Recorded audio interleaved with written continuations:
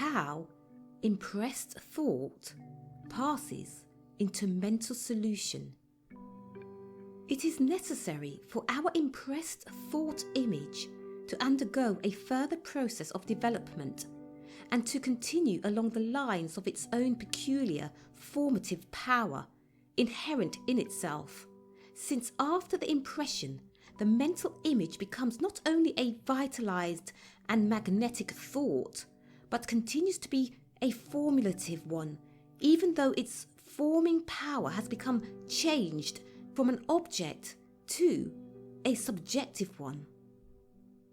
Our impressed thought must have something to act on or work upon in order for its formative power to exert itself, and this is why it becomes transferred and sunk in the mental chemical developing solution of subsense consciousness. When this takes place, we can say that certain mental actions and reactions or sensations take place both in the nature of our impressed thought and in the subconscious thinking in which it is placed. The first mental change which we will note here is that caused by the action of the thought upon the substance of our subconscious thinking. This thinking substance, like the substance of the outer or objective phase of thinking, originally is an entirely unformulated mind substance. This state of our thinking is primarily a passive or static state of mind substance, that its activity while internally present is latent, and that while the free-floating monads of subconsciousness possess within their natures all the elements of livingness, yet, like these same monads, in subjective thinking, they are primarily in a subjective or static state of being. These mental monads become polarized or positive in their nature, and so we can say that the plastic subconsciousness affected by our thought becomes an active, formulating and specializing mind substance, objective in its direction.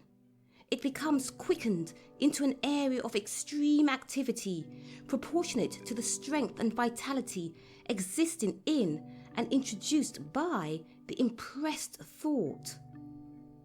But this now active or positive area of subconsciousness must of necessity have some sort of thinking substance on which to react or work, and what is more, it must have some kind of thought which will draw it forth or attract it, some thought to which it can respond or give itself, since its givingness has now become active, and this implies action, hence its response to the projected thought which has been introduced into it. If during this continuity of development of our impressed thought, we were able to see the mental chemical actions and reactions going on, we would observe the uncountable trillions of magnetized mentoids composing the imaged thought, whirling with inconceivable subjective velocity, and drawing towards them the uncountable trillions of polarized or positive mentoids in subconsciousness. At the same time, we would see the polarized mentoids pulsating into movement, yielding themselves and rushing toward with more ethereal rapidity and ease than the electrons in the photo solution, giving themselves in response to the pull of the subjective mentoids and eagerly taking their appointed places in the area of the thought-impressed substance into which they are reciprocally and rhythmically drawn. Our illumined thought passes on and beyond the limited scope of our own circumscribed subjective thinking and becomes an infilmed form of mental light sunk in the great universal everywhere of subjective consciousness, formulating its structure of infinitely delicate thought texture, out of the body-forming substance which underlies and invisibly pervades all conditions, all circumstances, and all affairs of the outward world, including ourselves, so that friends, relatives, strangers, words, occasions, circumstances, conditions, and all else having mental kinship and coming within the magnetic area of our impressed thought, will be attracted to us in a seemingly miraculous yet perfectly natural way, in order to help us fulfill, and in some instances to become, a part of our outwardly forming picture. We will find thoughts similar, conditioned, infusing and blending with our own, just as the electrons in the photographic pan move toward, infuse and blend themselves with the magnetic electrons on the photographic film, governed in both instances by the unerring law of attraction, which brings together all that which belongs together, so that in the case of our developing picture, all that which belongs to it will eagerly, or should eagerly, find its appointed place as part of it. In a word, our immersed thought arouses and draws unto it a whole system of subconscious activities, and it is in this way and no other that the chemical structure of our lives, of our mental images, shape themselves out of the seemingly invisible everywhere and finally reveal themselves to us in the visible here, in the shape of the business, the home, or the simplest object which in thought we have sufficiently impressed upon the mind and chemicalized into outward form. Let us note here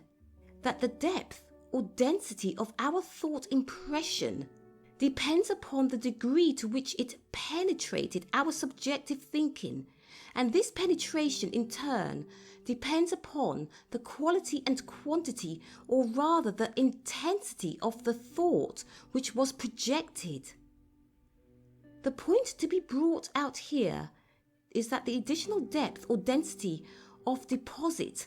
on the thought now depends upon the quality and quantity of the substance of our subconsciousness, plus the intensity of the impressed thought.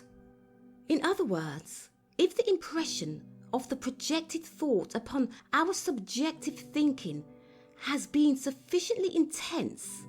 then there will be both depth and density in the form of the mentoids which have been penetrated.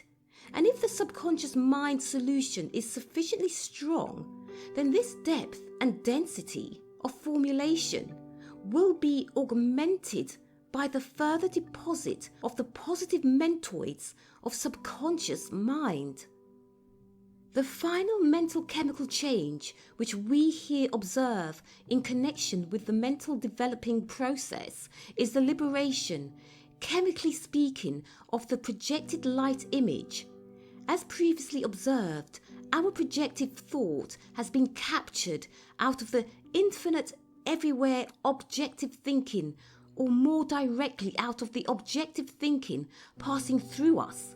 It has been impressed, imprisoned, and hidden in the enfilming substance of subjective thinking. But now, due to the liberating presence or intelligence made active in subconsciousness, all the temporarily withholding or restraining elements of mind, as well as those unrelated and unessential to the specific thought, become gradually removed from within and around it, releasing the impounded thought and bringing it out from the surrounding compounded thinking. Following this come the various chemical modifications and additional treatments of the thought which are consciously or unconsciously introduced in the course of its developing process, and which serve the purpose of hardening and bringing forth into the outwardly visible a perfect and permanent reproduction of the thought or object originally held in the mind.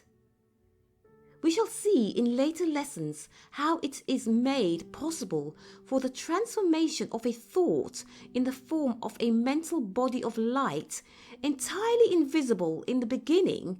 gradually to shape itself in denser and denser formation of mind substance to the point of what we call matter, until greater wonder than the wonder of the photographic solution, we behold becoming visible in our lives the outward evidence of our inner thought, of our mental picture, embodied in the substantial form of money, home, business, position, lover, husband, wife, friends, circumstances, conditions, or whatever else was intended by our desire to be outwardly reproduced.